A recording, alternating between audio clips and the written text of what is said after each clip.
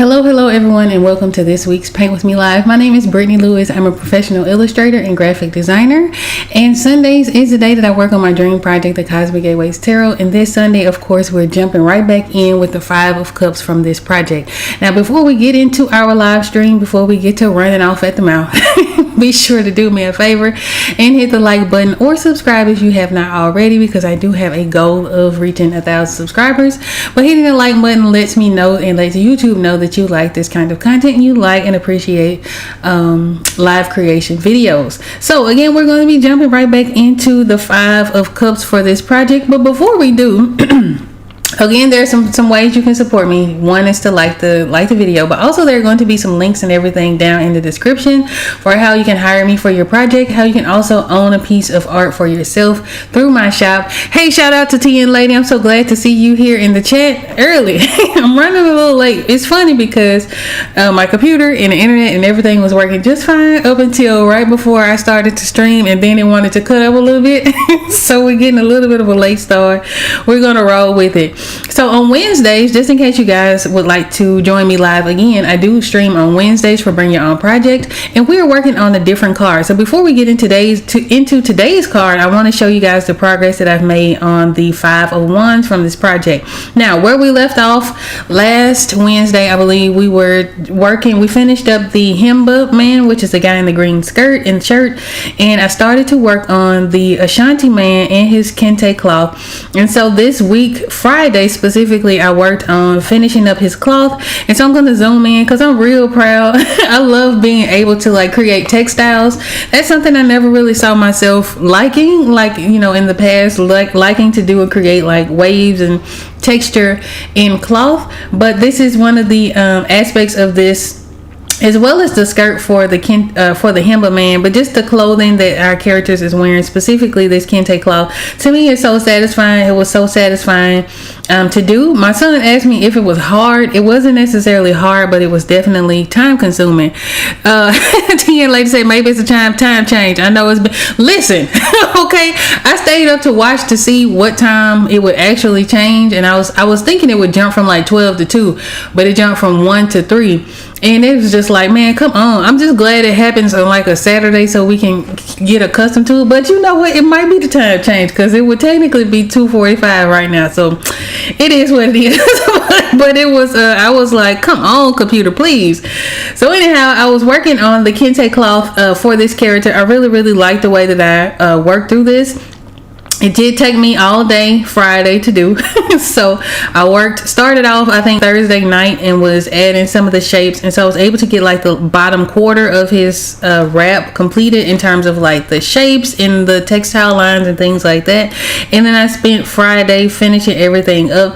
And so again, I really, really like the way that this turned out. I'm going to zoom in. So for me, anytime I zoom in, I have to make sure to zoom in especially well so that you guys can kind of see it. So each one of those lines, each patch of color was something that I actually had to hand draw in, or chose to. I didn't have to because I could have probably made this a lot simpler for myself, but I chose to because to me, taking the extra step, sometimes going the extra mile, makes a difference in my illustrations. And so that is something that I wanted to do, and I'm very happy with the way that it turned out. So we're going to be working on this Wednesday. I'll probably be ain't no probably to it.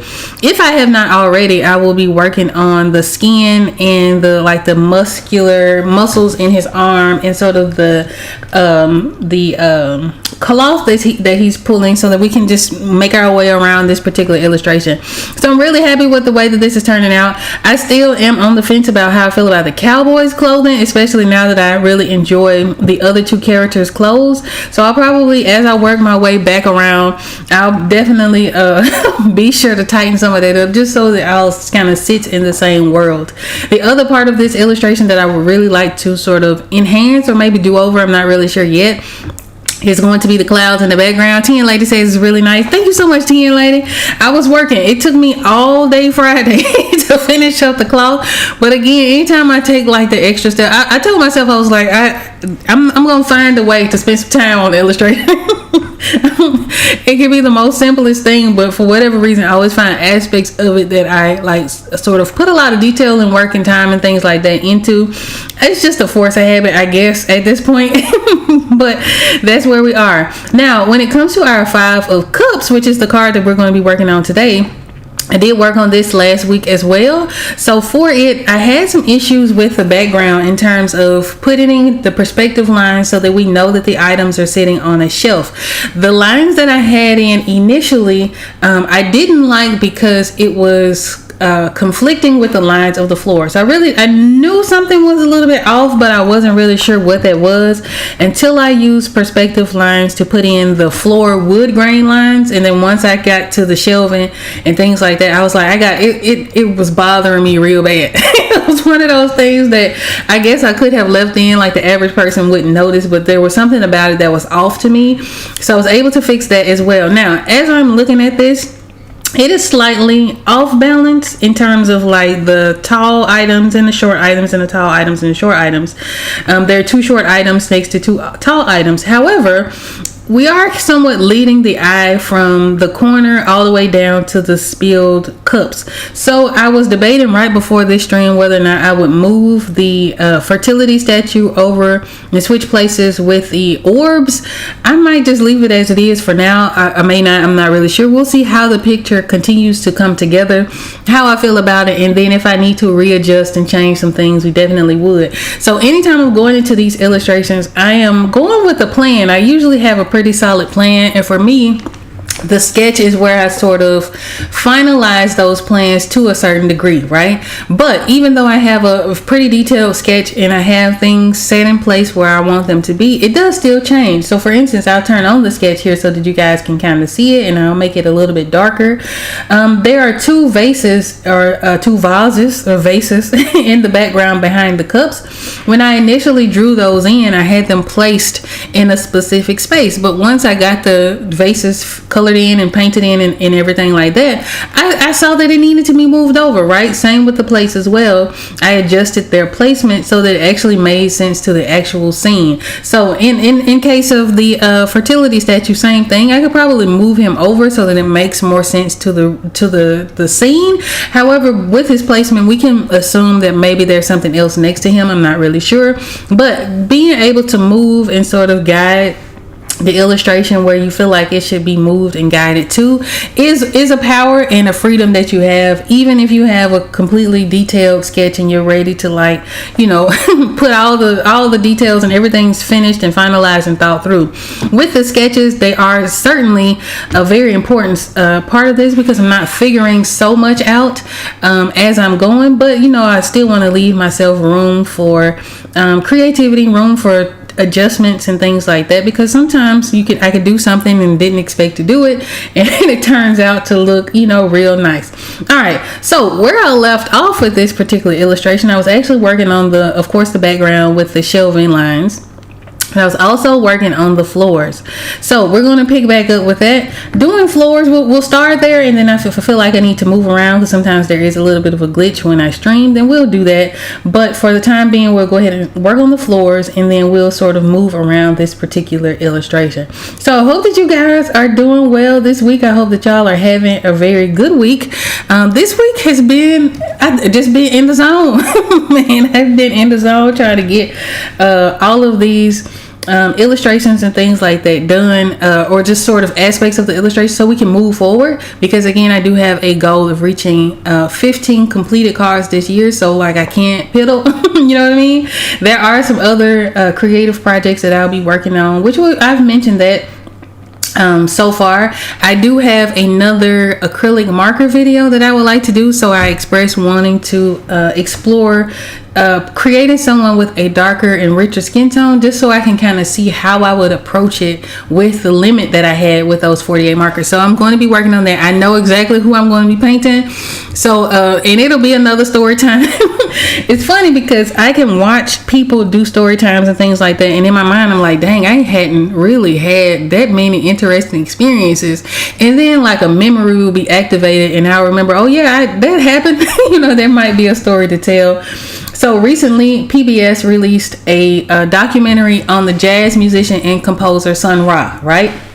And I learned about Sun Ra in 2018. So I was at this I was at an event called the Black Speculative Art Movement Memphis, right? So I think this is a thing that they do in different cities across the world, and they put together these events, and it's very cultural. So they have all kinds of music, and they have art, and it's very Afrocentric and specifically Afrofuturistic. So there's a lot of nods to sci-fi and Afrofuturism and all of those kinds of things at this specific event. And they do this across the nation. They have not had another one here in Memphis that I know of since 2018, but that one was one that I had found out about through another artist or writer, and I don't think it was his intention to share it with me, but I found out about it, and so I decided to vend there.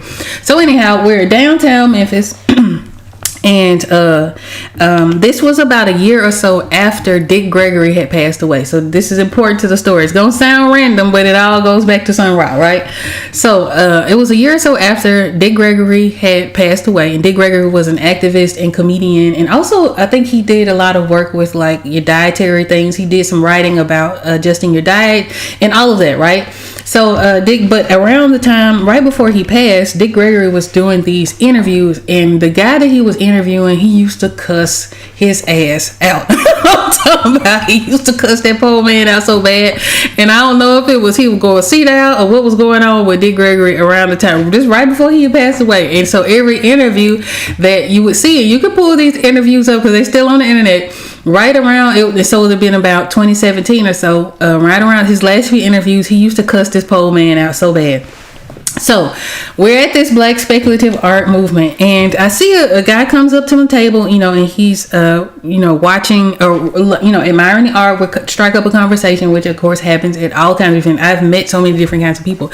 I look at him and I say, "You look familiar to me," right? And so he introduces himself, and I don't recall what his name is, but his channel still exists. And so he was like, "Yeah, have you seen those like Dick Gregory interviews?" I was like, yeah. He was like, I'm the guy he's cussing out. I was like, oh, okay. I understand now. So anyhow, he gets to looking at my art, and I don't know how we got on jazz. Now, one thing about me, I love jazz music. I love live instrumentation in general, so in whatever form it takes. But I really, really enjoy jazz music. Anytime I used to paint and do portraits and things like that, there was a specific jazz album I would put on, and it was just like, take me there, right? Because jazz music is all about improvisation and of course playing off of one another. So the instruments play off of one another even when they're composed, right? So a lot of jazz music of course is composed, but there is room for improvising. And so I just enjoy the genre of music. So anyhow, we got to talking about jazz, and he was like, have you ever heard of Sun Ra? I said, no, I ain't never heard of Sun Ra. So he was like, you got to check out Sun Ra, right? So immediately, and at the time, my son was very, very much into jazz as well. So I was like, okay, cool. So, Spotify was a thing. So I was pulled it up on Spotify, and there was so much music. I had absolutely nowhere to start. So I just picked a random album, and I was like, man, this music is out there. It's so far out, right? And I don't know if I ever imagined myself using that particular phrase, being far out, but it was very, very far out. Y'all will hear this story again, so just be prepared when I do this video. But anyhow, the music was so far out, and it was so very different. Some of it was easily digestible, and then some of it wasn't. It was very much outer spacey. It was very sort of funkadelic. So if you ever look up Sun Ra, he always has like these costuming, and sometimes it's Egyptian wear, sometimes it's like the space glasses, sometimes they're suns and things like that. So anyhow, I was watching this, came up to the Sun Ra documentary that was on PBS, and I just remembered how I felt listening to his music for the very first time, and how far out it was. Right? You know what I mean? How very Afrofuturistic it was. And in that documentary, they noted that he was the godfather of Afrofuturism, which I thought was a real full circle moment, just to be sort of just to put those things together, and to know that I found out about him through an Afrofuturistic event. So I'm going to be painting Sun Ra with those markers. Now, one of the things that I think is going to help me out a lot is that the reference images that I found of sunrise that I was drawn to, that I feel like I can add sort of my own razzle dazzle to, are black and white images. Now, when it comes to these particular markers and the limit that these markers represent, having a black and white star might very well be easier for me to navigate sort of the colors, because I'm not trying to match tones like the yellows and browns and reds and things like that you find in skin tone. If it's black and white, it may be easier for me to just kind of pick colors that match the value, so the lightness or the darkness of his skin. So I'm going to be working on that here soon. I'm really excited about that. So I've been really getting into sort of finding alternative art to do outside of the Cosmic Gateways Tarot, because it has taken up so much of my energy and time and focus. And so I'm finding balance in other sort of projects and things like that, whether it's sketching or doodling or like testing out the markers and things like that. It's really been nice, right? It's really been nice. But yeah, that was my experience and how I found out about Sunrise. And so just watching the documentary, even after I had started to listen to his music and kind of look him up a little bit, there was so much to him and so much to the music that it was almost overwhelming to take in at one time. And so anytime I see sort of documentaries about him specifically, or like music that comes up with him, I give it a listen, because I don't know that, and they mentioned that in the documentary, I don't know that you could listen to all the music because there's so much of it. And again, some of it speaks to being digestible, and some of it is not. Some of it is very highly I would say experimental or experiential, in that it doesn't play out in the way that we expect music to play out. But it was a random story, and so some of his music does sound quite random, but it is composed. And so I thought that he would be a perfect candidate to draw and to give you guys something else or someone else to see, other than the Cosmic Gateways Tarot. And of course, we will continue to work on the Cosmic Gateways Tarot until we see this to completion. But again, just having those alternative art projects, right, outside of the commission space and outside of like commercial, just art to create for fun, I think is going to help me out a whole lot. Just again, finding balance. And also, I feel like it will help me to work through and continue to be motivated to complete the Cosmic Gateways Tarot. So that's what we're going to be working on here soon. I'm not sure if it'll be this week or the next, where I will sit down and start to sketch and work through that process. But I'll do it very much in the same way that we did the self-portrait. Well, I'll probably do it short. I'll reiterate the same story. So if y'all are watching this live, you'll hear it again, right? You'll hear it again. But we'll definitely do that. Now, some other things that of course I'm looking forward to doing is studying more, learning more about like the landscapes, also doing some portrait commissions and things like that. I have a movie poster that I get to design, so I'll probably be working on that during our Wednesday stream, because that stream is just kind of set aside for me to just work live, right, and to sort of study with you guys and be in the space with you guys where we can create or not, or whatever the case is, together, and just kind of hold each other accountable to whatever it is we're trying to accomplish. So that is something that I'll be working on during that particular stream as well. I'm really excited about that, right? It's the first for me. It's the first movie poster that I've done. And movie posters, book covers, all of those kinds of projects are things that I'm really drawn to. So I'm really excited about that. Now, I haven't done a book cover in a while. There are some book covers that I need to get done, right, for my website and all that. So I want to take you guys along on the journey as I create those projects and kind of create those final sort of products, because they're ultimately designed to sell products. So I'm really excited to share with you that process as well.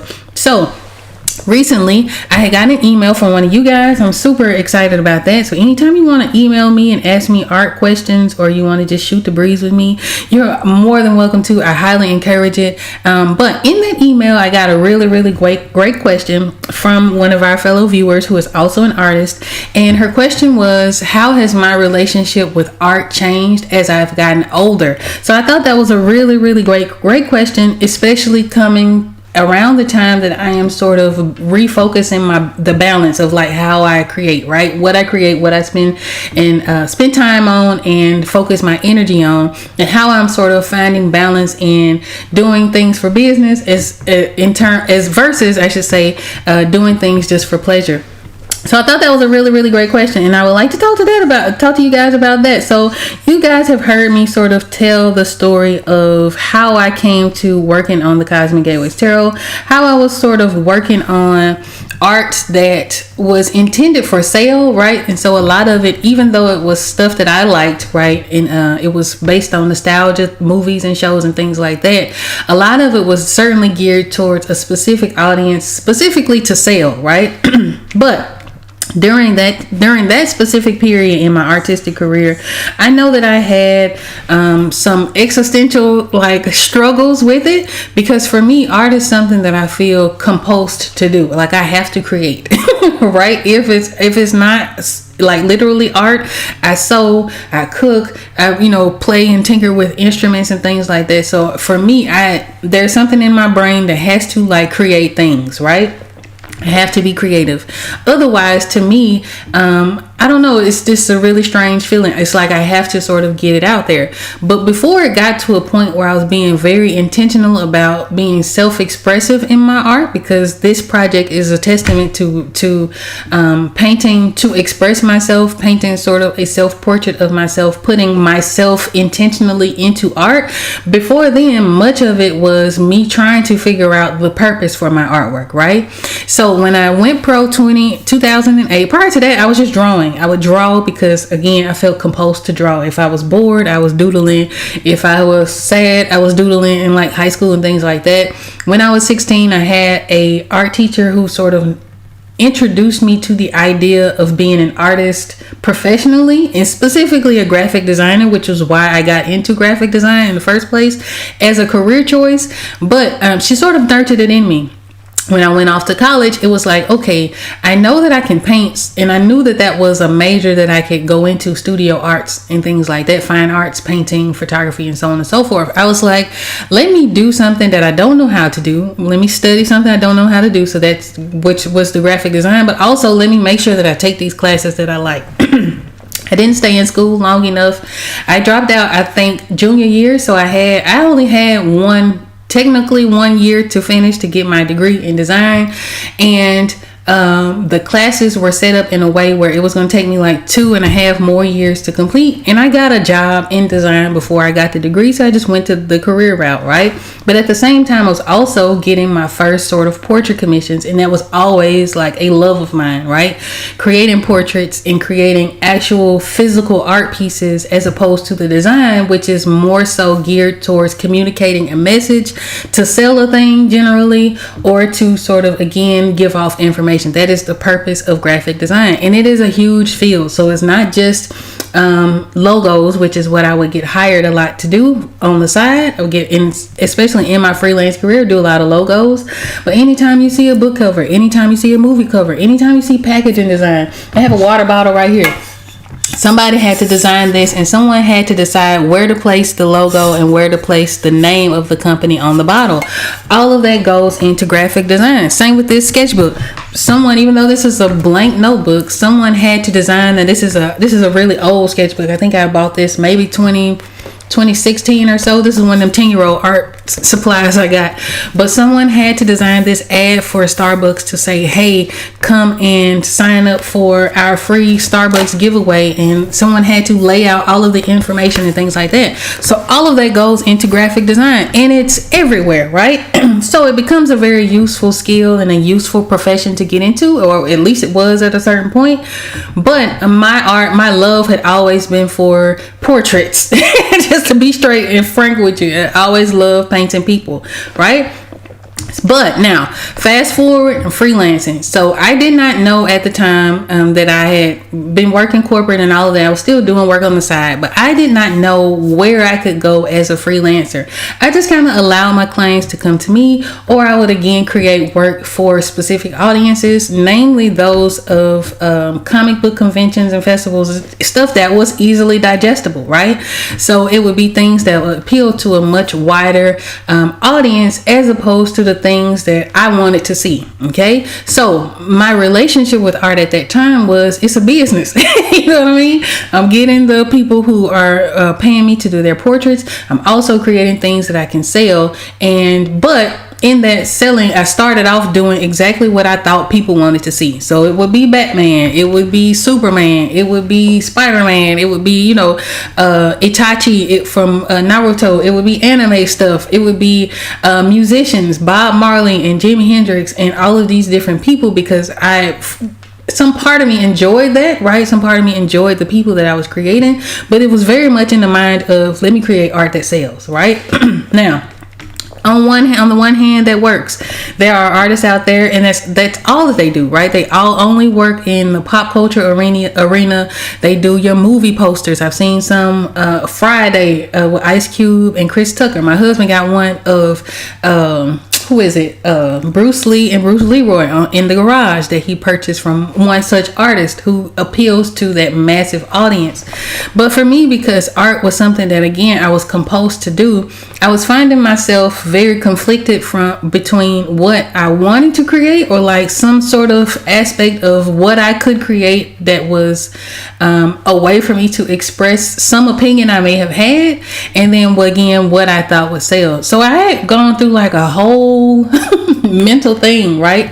And I'm talking about crying and depression and all kinds of stuff, because I wasn't feeling fulfilled. And I think a lot of that came down to not having another means of self-expression. So the art became that means, right? So once I sort of was like, okay, look, you know what I mean? It's cool that I'm doing all this nostalgia stuff. And chances are I'll probably jump back into that at some point. At some point, me doing Sun Ra is sort of the same vein of doing like the fan art and stuff like that. So it has its place for me, but it was the primary vehicle for my creativity at that time. And so I got to a point where I was like, you know what, I need to do something that I enjoy, right? Do something that I want to see. But I actually had a conversation, I'm talking about a whole thing with myself that said, what is it that I want to create, right? So often we see artists who lean into sort of the struggle. So you'll see a lot of nods towards your Jim Crows and your, slavery and all of those kinds of things. And a lot of that is great, and it's wonderful to have that sort of subject matter in artwork. But at the time that I was trying to figure out what it was that I wanted to create, that wasn't the energy that I wanted to tap into. I still wanted to create work that, again, was a protest in and of itself. Going back to Sun Ra, even though his music was some of it was digestible and some of it was not, a lot of it was protest music because it did go against the status quo, right? Very different genre of music. He was a very different kind of person. His performances were very different, right? Had a very different audience, but in the same vein as him being a creative, he was also a revolutionary in that he did not do what was expected of him. And so that was kind of the battle that I had with myself. So my relationship from art changed, right? So it was more of a business, and then it became, how do I put myself into the art so that I'm just getting that expression out, right? Because again, that was the only means in which I could express myself. I felt like that was the only way that I could, that was authentic to myself, was just to put it in the images. So that's kind of how it's been. Now, as someone who does this professionally, and this is my business and all of that, balance becomes the key, right? So you still have to sort of make things that you want. You have to make things that you want to produce, make things that you want to see, but you also have to make things that can be marketed, or that you can find a market to. So there is a balance. I just feel that there's a market for everything, right? And so for every single creative you've seen, think of music. If there is a musician that you cannot stand, I guarantee you they have an audience, right? Somebody like them, right? If there's art that you've seen that you cannot stand, there is an audience. There are people who enjoy that mode of art or performance or whatever it is, right? So there's always an audience for everything. So as of late, my relationship has been certainly to produce what I want to see, right? And again, finding a balance between the business side of it, but also sort of enjoying the process and not necessarily thinking in terms of checks and balances that come with running a business and selling art as a business professional. So that's where the sort of the market videos and the showing you guys how I study landscapes and doing things other than the Cosmic Gateways Tarot, for example, kind of come into play, because if it is your business to be an artist, you still have to run a business, right? But I think it's so important for you to find balance in that. So I hope that answered that particular question.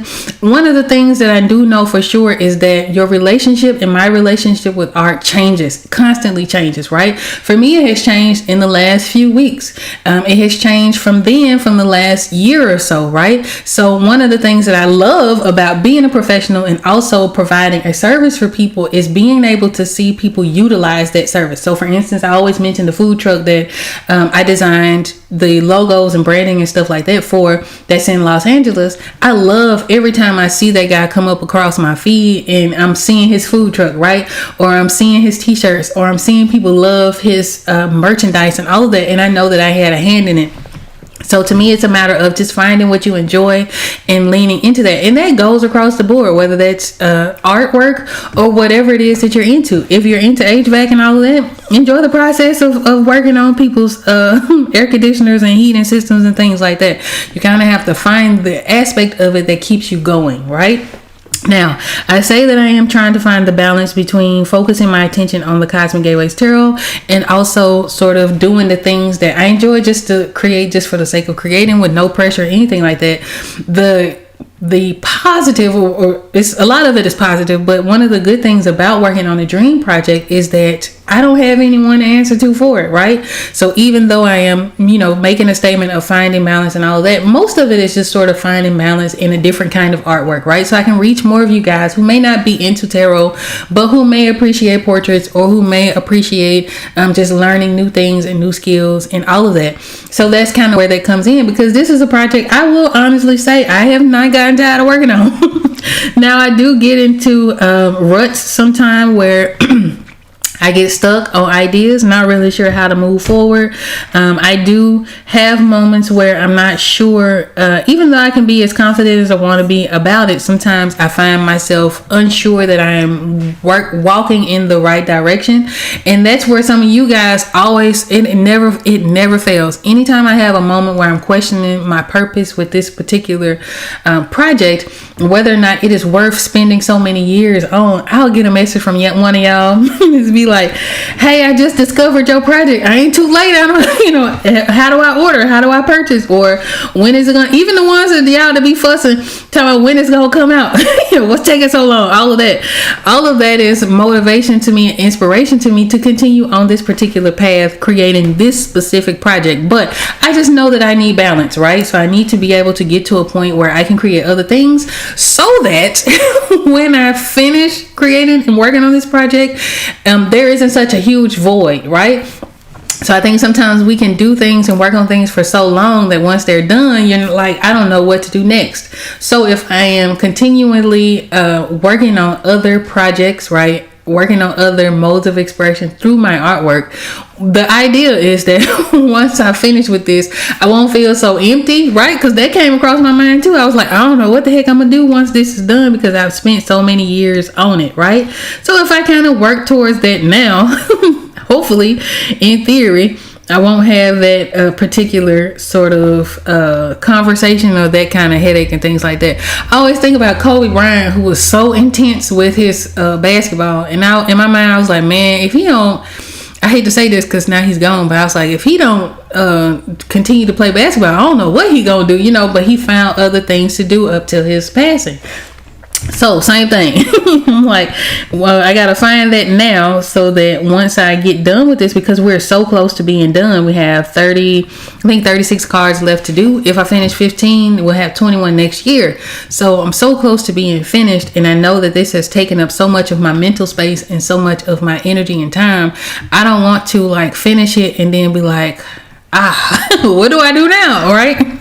So again, going to places like the photography club, exploring those different hobbies, doing the Civil War thing that we'll be doing in April, picking up other skills. I know I had expressed wanting to learn tattooing. All of that, to me, all of that kind of plays to what to do once this particular project is done. Right? All right. So speaking of, what I'm doing in this right now, as I've been talking and running out, is to lay down lines that look like wood. So I have these guidelines in place, and that'll tell me where each of the wood panels sits in this space.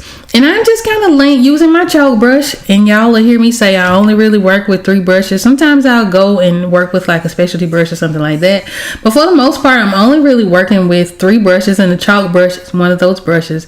I'm just putting in lines and swirls that look like and mimic wood textures, right? Anytime we look at wood, so for instance, the desk that I sit at is solid wood. So if I needed a reference, I can just look down at my desk to see how wood shows up. But I'm pretty much just laying in lights and darks to mimic the look of a wood floor. Now I wanted to match the top, so I have our bar completed that looks like kind of like marble. I kind of like it, you know what I mean? Actually, I got the idea for this bar top from the reference that I'm seeing. So for you guys who are watching this in the normal sort of live stream view versus the shorts view, actually let me see if I can extend it so you guys that are watching it in the shorts can see it. But in this picture, there is a bar that looks like marble, right? So I wanted to kind of mimic that, just using tones that I felt like would fit the illustration at large. So I did that. That was really nice. I liked how that looked. So in terms of the floor, I want the floor to feel the same sort of richness. Now, our bookshelf or our display case has a slight wood texture. I didn't really want to go too heavy with the way that it looked because there were so many aspects on the bookshelf, and I really wanted to highlight those as opposed to putting a whole bunch of details in the wood trim. But as we're on the floor, because our focus is going to be on the floor, I want to make sure that it actually looks like a nice wooden floor, so that when I add the spillage on top, it looks like it makes sense to the scene. So that's one thing I learned about creating fictional spaces, whether you're writing or telling a story or doing a movie or any of that, creating an illustration. You can make up anything, right? This could be a dragon sitting on the floor, but it has to make sense, right? It has to make sense. So if I have spilled cups and I have a wooden floor, it has to look like a wood floor to some degree. And I also have to make sure that the spillage kind of sits in the floor and in this world, right? So that is a key. One of the things that I had learned a while ago, I don't know if I saw a video of somebody talking about it or what, but I always enjoy that point. Like, you can draw, you can create, you can write, you can film, anything you want to do, but it has to sort of make sense to the mind, because when it doesn't make sense, it's going to stick out like a sore thumb. So that's where, for instance, the background, me creating the bookshelf and spending so much time getting that right, it was bothering me so much, because even though I'm making up this world, and even though this bookshelf doesn't exist in the in the real world, not using a reference for it, the angles of the bookshelf still have to make sense to the scene. Otherwise, that's all I could see. And I completed all of the nice, beautiful, golden sort of aspects of that, but for whatever reason, my mind kept going to what was wrong with the scene, right? So you can do whatever you want, it just has to make sense to the viewer, right? So I'm just going to lay in these colors, and I'll take my smudge brush, which is one of the 3 brushes that I use quite often, and I'll kind of drag these lines out. I like this particular smudge brush because it leaves sort of a streaky effect, and that's exactly what we want as we are illustrating wood flooring. So again, I hope y'all are having a great week this week. I hope that you guys are staying safe, are doing things, are leaning into your passions, are learning new skills, or watching me do it. You know what I mean? I appreciate all of that. Whether you're watching this live or the replay, again, I appreciate you all for being here and indulging me with your presence and asking questions. Again, that was such a wonderful question about how my relationship with my art has changed as I've gotten older. I think that was such a magnificent question. So if you guys have questions, if you guys would like feedback on your art or any of that, you just want to talk to me and say, hey, there are going to be again some links down in the description and also in the homepage of this channel for ways that you can reach out to me. You can email me at any time. I would love to hear from you. I would love to know how well you're faring, especially if you're a young artist, because that's just the tender spot for me. Right? So especially, and I say young, but like no matter how old you are or where you are in your artistic journey, if you would like to reach out to me and talk art and talk shop, I would love so much to hear from you, right? I would love so much to hear from you.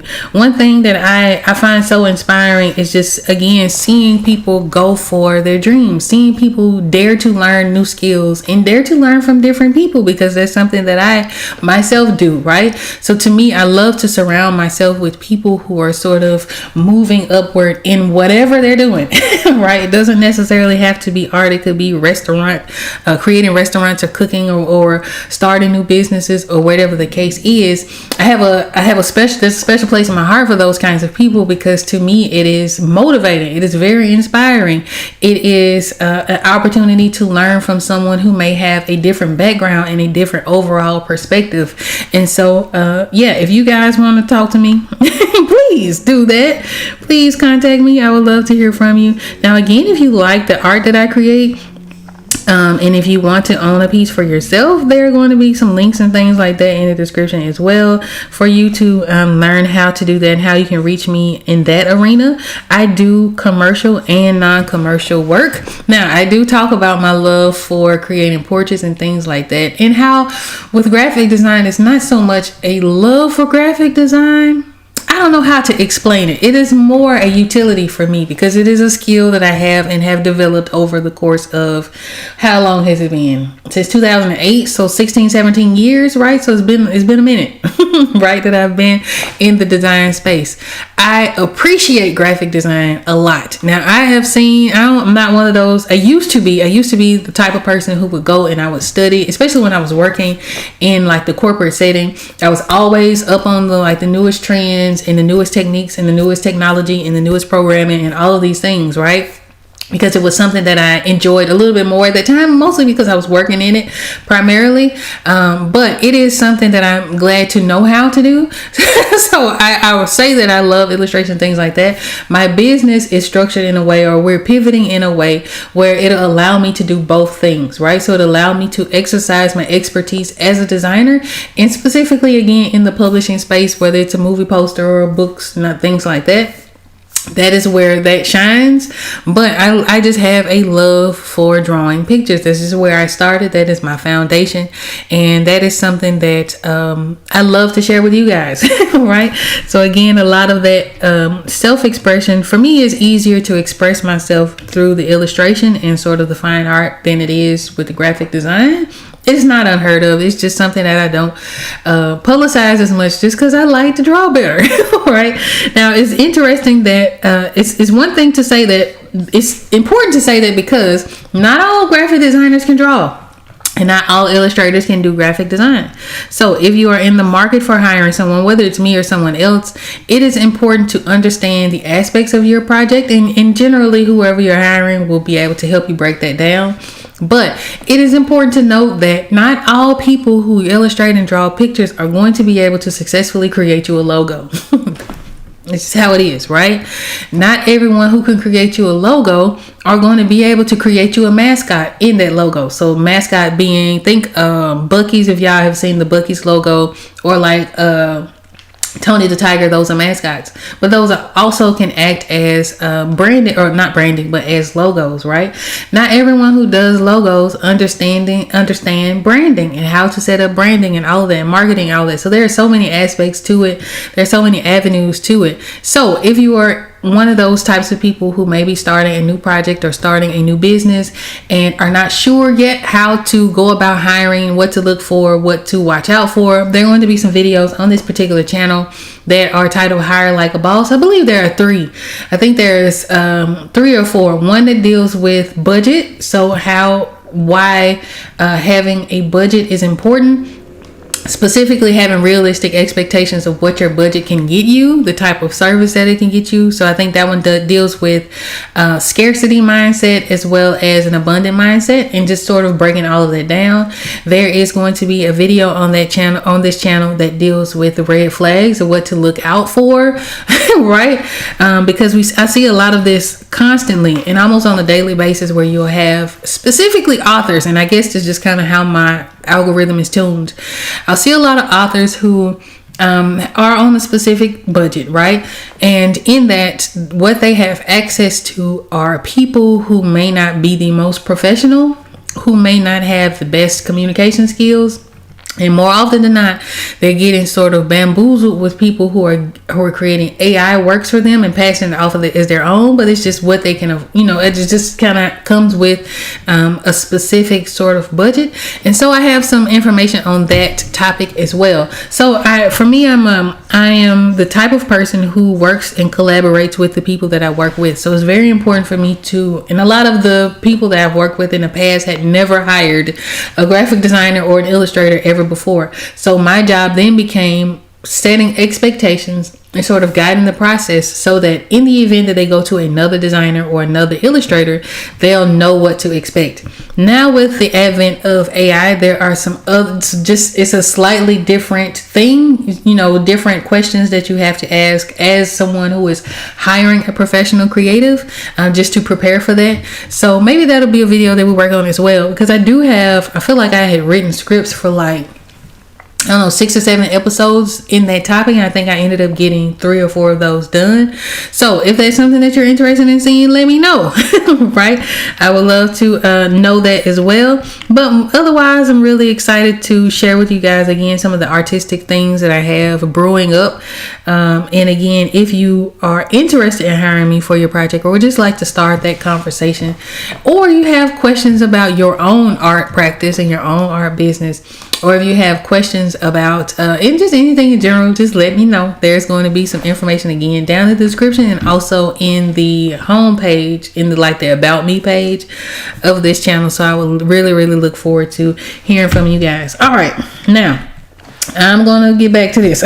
Right, so what I've been doing is really I've been holding myself to accountable to, like, if I finish on a Sunday, like sometimes I have to stop streaming because I run out of stuff to talk about, or I get stuck on a specific aspect, or just kind of comes to a natural end.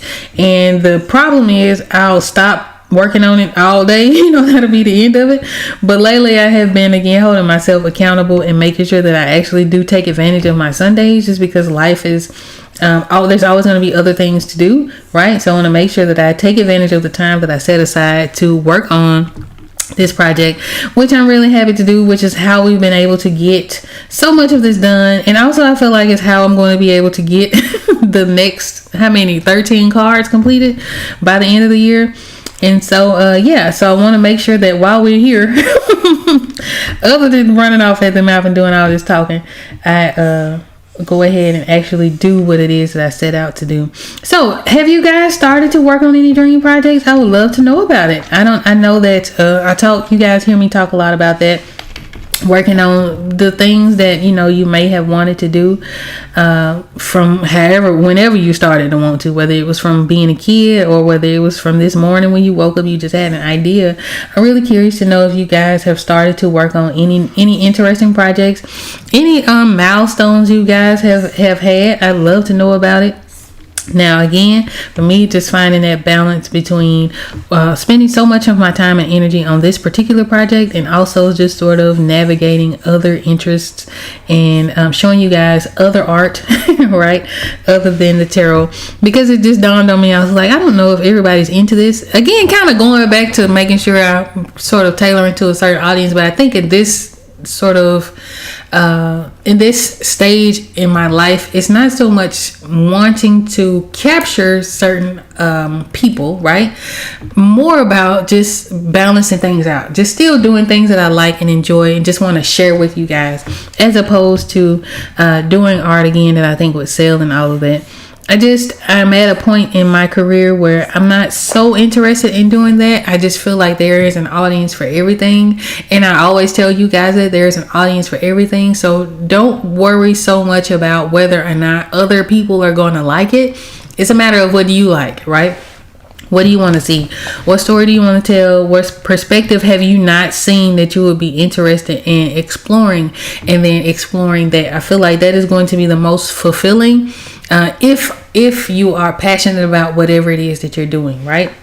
So for instance, one of my old classmates does sewing. She is so freaking talented in sewing and things like that. And if I had the money, buddy, I would hire her in a heartbeat to like create a whole wardrobe for me. She is just that talented. Her sewing is very indicative of her personality, right? So the art that she creates in her clothes speaks to who she is as a creative. And she's bought a lot of art for me too, but I just love seeing her sew and thrive and speak on fashion from her own perspective and her own point of view. That's kind of how you have to approach it, right? You have to just do the thing that you love to do. Sometimes that comes from not having what it is or not seeing what it is that you love out in the wild. You have to sometimes be the person who tells that story. So that is kind of how the Cosmic Gateways Tarot came about. I was looking for tarot decks. I had been a tarot reader for a while. I've been having all kinds of side missions in my life. I swear I've done quite a lot in my lifetime. But one of those side missions is I was a tarot reader, and I did it for money, right? I did it professionally. I did it for free. I did it in a community. I did it on my own terms. I've done it, right? I've read for people all over the world. I have read for people that I know, read for people that I don't know. I've read for people whose names I'm pretty sure weren't their real names. It didn't matter because I love the medium, and I just enjoy being sort of in a counselor space, right? As a reader, because that was usually the tone that my readings would take. I would listen to whatever it is they had to say. We would get to the root of their issue, right? And then I would also give them actionable steps through the readings as to what they could do to improve whatever the circumstance was. It's just how I read. The problem I was having is that I love tarot and I love oracle as well. I just love cards and cartomancy and sort of divination through cards and all that. I just love it, right? I was not finding myself represented in the cards that were in circulation. And these tarot cards have been around for the absolute longest. And the oldest, most popular one has been around for a very long time as well.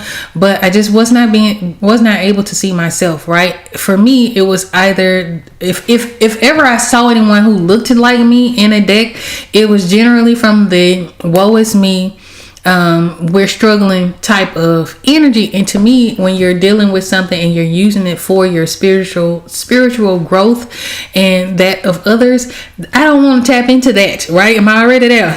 You know what I'm saying? I don't want to struggle. I don't want to deal with that struggle energy. I want to be able to see myself in a much more elevated space, because if I can see myself there, then I know I can strive for that. So that became sort of the purpose of the Cosmic Gateways Tarot. I wanted to make something that I could see myself in, and not just the struggle or the, like, for instance, this card deals with grief. That is a real life part of life, right? That's a real thing. Grieving something, that is something that happens. So I don't want to shy away from it where it's appropriate, but I do not want the overall theme of my deck. And then this is me dreaming out loud at that time. I was like, if I did a tarot deck, I don't want it to feel like woe is me. I don't want it to feel heavy and dark and like just heavy. Right? You know what I mean? If it does feel heavy, I want it to feel heavy in a much more positive sense, right? And so that became sort of the mission of this project, creating something that I could see myself in all of the aspects of life, not just the struggle, not just the pain of my ancestors that had been passed down to us, because we still deal with quite a lot of it, right? Not just that. I wanted to be able to see myself as a goddess. I wanted to be able to see myself in the divine masculine and the divine feminine, right?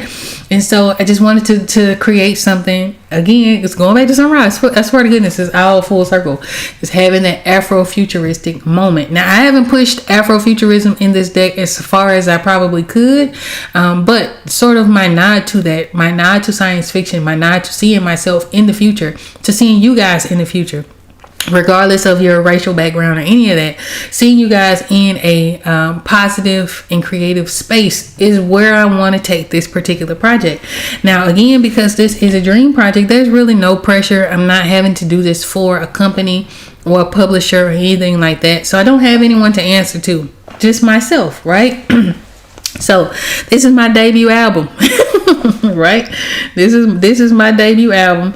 And in it, I get to be as free and as I want to be. Now, second album, usually with this second album, you know what I mean, it kind of fall off a little bit for some people. The only person I know of or could think of whose second album was better, there's a couple people whose second album to me was better than the first. I think Badu's second album, Mama's Gun, was better than Baduism. Kanye Late Registration to me was better than College Dropout. And there are a few others, right? So second album, it could be that it gets even better. You know what I mean? But I want to make sure that I put my best foot forward in this debut album, right? If you will, in this debut project, so that we can set the goal, set the bar high for other creators who are thinking of telling diverse stories through the medium of tarot itself, to have something to strive for, right? You know what I mean? All right. So again, I'm just kind of laying in lights and shadows. We're going to continue that here. I am keeping in mind that I have a stool so I know that anything under the stool is going to be a lot darker than anything outside of it. So we're going to start there and work our way around. I'll just do like a rectangle, something like this. And then what we'll do is follow our guidelines so that our perspective lines are the same. At a certain point, those guidelines will probably be either drawn over or just sort of lightened up so that they fit with the color of the wood, right? But we're just going to take our time with it. Now, once this live stream is over with, I'll continue to work on it a little bit later so that when we come back next Sunday, we'll be further along, right? So I want to go ahead. I don't want to take this into April. we got too many more cards we got to do. So I want to make sure that I finish this up. But also, we want to make sure that whatever I do makes sense to the scene, right? So even though I'm making all of this up, right? Even though I'm taking elements from one reference and another and sort of jigsawing and puzzle piecing it together, I do want to make sure that the elements that I am making up make sense, right? So we want to make sure that it all sort of makes sense. So I made that darker. I'm still going to add in the wood grains and things like that. We'll just have our base be a little bit darker than the other aspects, and then we'll continue to put in light, shadow, and darkness. So wood grain is actually one of those things I didn't ever think would be easy to do, but it's actually quite easy to do, especially if you have a nice textured brush like this chalk brush that I'm working with. And so with it, I'm just sort of laying down the chalk lines. It does not have to be fancy by any means because, again, this is wood texture, so we want it to feel textured. The other aspect or the other brush that I will use to sort of give me that look is going to be my smudge brush, specifically the one that looks like it was in this case it's called Smudgy. This is a brush that I got from the artist Eric Anthony, and so Eric Anthony sells Photoshop brushes. I want to say he sells Procreate brushes as well, but this is just one of the brushes that I enjoy using for this particular type of texture, right? And so we'll just use the chalk brush and we'll come back over it with Smudgy. And then wherever I feel like I can add more details, I'll do that after I lay in like the bigger, broader strokes, right? So right now we're just focusing on the big aspects, and then we'll tighten this up a whole lot later so that before long, it'll actually look like a good wood floor if it doesn't already, right? And again, with this, we actually don't have to be perfect. I'm never really reaching for perfection at the beginning of any of these processes, any element of the illustration. I'm just kind of laying down baseline information, and then I can come back and I can make it as perfect and as tailored as I feel like I should. So recently I saw it was a post. There was a post of someone who was like, I don't understand how artists can spend 70 hours on the illustration. To go back to what we were talking about earlier about my relationship with art, that was part of the growth, right? So it used to be a time where I would average maybe 3 hours or so on a picture. And then in my mind, I was thinking, okay, well, it's taking me 3 hours. In 3 hours, this is all I could do. So that's it, right? It was, and I think that happened around, I want to say around 2013. That was sort of the mindset because I started this channel and I was doing a acrylic portrait, not portrait. I was doing an acrylic painting a day. Sometimes there would be still life paintings. Sometimes there would be portraits, but it would just be a painting a day. And I would post it and do like a time lapse. And that's just sort of how I was working, right? Again, I didn't really have a whole lot of direction for my artwork. I was just making because I felt compelled to make. So it got to a point where I was averaging about 3 hours or so, maybe less, sometimes an hour and a half, 3 hours on an illustration. And I was like, okay, well, I'm at 3 hours, I'm done, right? I don't recall which portrait it was or which picture it was that I was working on, but I had gotten to a point where I was like, let me see if I can give it a little more time, right? Let me see if I can give it maybe until, not necessarily until the time lapsed a certain number, like until it got to 3 hours, till it got to 4 hours, but let me go until this feels finished and complete to me. So there's an idea for some artists where art never feels finished. For me, I can feel like there is a stopping point. Right? For me, there is a point where I get to, in my paintings, in my illustration, even in my graphic design, where it's like, okay, that feels done. So I changed from clocking the time, so just hard stop at 3 hours, to let me just go until this feels complete. When I did that, the quality of my art changed dramatically, right? So in that, for the person who did the post, I was like, I don't see how people can spend 70 hours or so. What happened with me was, once I stopped worrying about how much time it took me to finish something, I was still sort of clocking the time, but not so much worried about how much time it was taking. I was just clocking it because I was curious to know how long it took me to do things, so that when it came time for doing pricing and things like that, I have an idea of what I'm making per hour, right? All right, so I got to a point where it was like, okay, I'm just going to paint till it's done. When I did that, first of all, the first thing that happened is that I lost track of time, right? So I would get into this sort of zone where I was just creating, and it was like I don't know if you guys have ever heard someone mention being in a flow state. There becomes a time when you are working on something. It happens when I do it digitally. It happens when I do it with acrylic paintings and things like that, where I will completely lose track of time, and it could be 9 o'clock at night I start, and next thing you know, it's 4 o'clock in the morning, but I'm so glued and so locked into what I'm doing, right?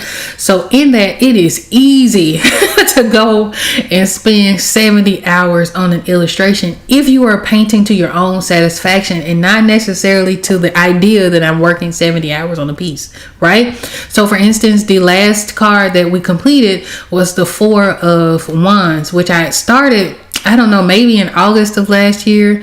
September, October, November, December, January. So maybe September, because I think it took 4 months of streaming to finish. So in September, we started the 4 of Wands. I did not finish it until January, I want to say January 2nd, right?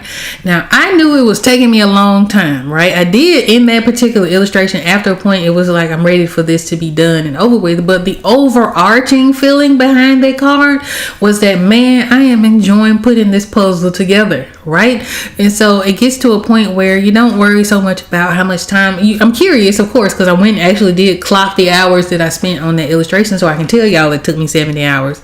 But as I'm working through it, I'm not really paying attention to the clock, right? I'm more so engrossed in what it is that I'm creating. And so that, to me, is how it is easy to spend a whole bunch of time on a picture. When I was working on the 5 of Wands, I don't know if I still have it open here, I don't.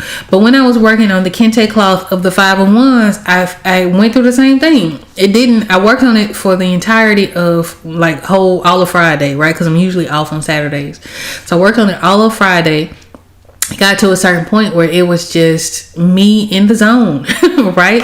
I remember I did a skateboard for my son. I created a Ninja Turtle skateboard for him, and for one of his birthdays a couple of years ago. And in it, I was painting, and I was at my desk, and before I knew it, it was like 5 o'clock in the morning, right? And so that's kind of how it happens. So in that, my relationship with the time spent on the art changed, because I did not limit myself to that 2 or 3 hours.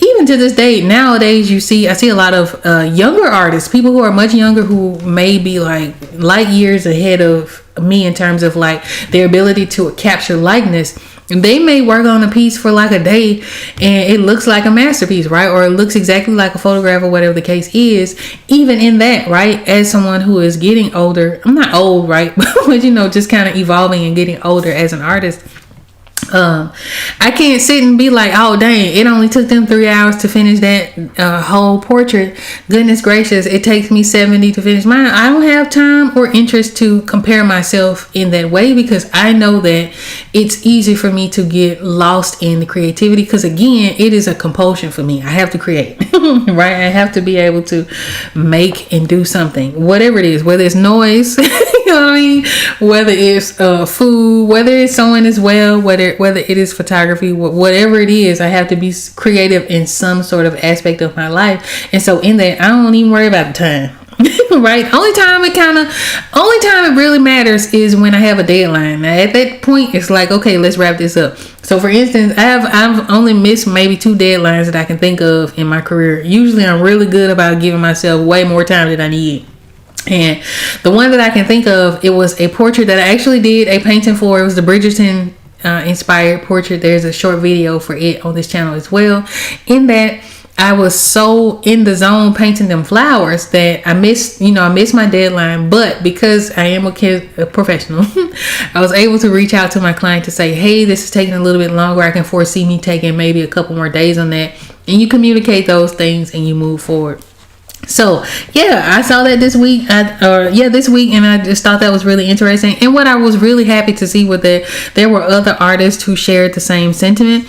It's real easy to spend a whole lot of time on the illustration, and and you just go from there. You don't even think about it. Again, I only clocked it because I was just curious, because I was like, I know this took me a long time. I didn't see 70 hours coming, right? You know what I mean? I think my guess was like 24 working hours. I was like, surely I've spent 24 working hours on this. But it was much more than that. All right.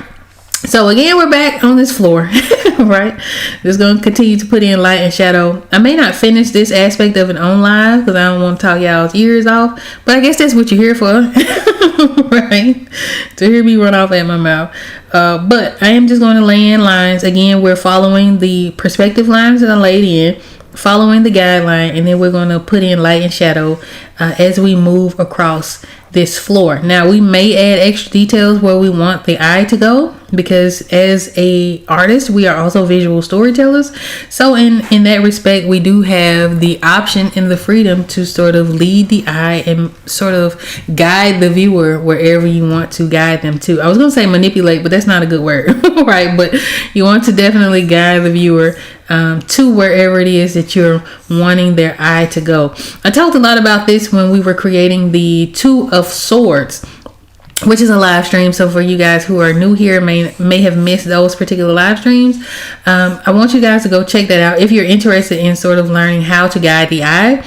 That particular illustration is a image of a man who is standing in a clearing, or standing right before a clearing. He's standing sort of in his pathway, and ahead of him there is a clearing, and then there's 2 swords that are facing opposite directions, 2 identical paths, and he must choose, right? In that illustration, even though we have a figure there, and I think as our brains automatically go to the person in the scene, the idea was to highlight the clearing, right? To highlight the fact that he had 2 paths to go. So I painted that picture, or illustrated that picture, in a way that pointed to where I wanted the eye to go, where I wanted the viewer to sort of look at, what I wanted the viewer to look at and to read and interpret that as they're reading and interpreting these cards. All right, so that is what we're doing here. So in the outskirts of this image, these parts don't necessarily have to be super detailed. First of all, because some of this is going to be cut off in the printing process, so I always create with a bleed in mind. So anytime you're creating for print, you want to make sure that you create with a bleed, just in case that the cutting, when they go to cut your image, whether it's a card, a poster, a banner, or whatever the case is, you want to make sure that they have room to make mistakes. There's a margin of error. That's all a bleed is just a margin for error. So that in the event that they cut it off, in a real odd or wonky way, there's still illustration and information there for them to pick up. So in this side, in the part of the side over here, most of this is going to be cut off in the bleed, so we don't need this to be super detailed. Where we are going to want to put the most detail is wherever we want the eye to go, right? So for this illustration is a card again about grief, also about the possibility of redirection. So I put a lot of detail in the background, and then we have, because I know that the eye is going to go to the person, I want you to see what they may be able to see if they just stood up, right? So I put lots and lots of detail into the objects. I wanted them to feel very rich and wealthy, and of course gold to me feels very ancestrally wealthy, right?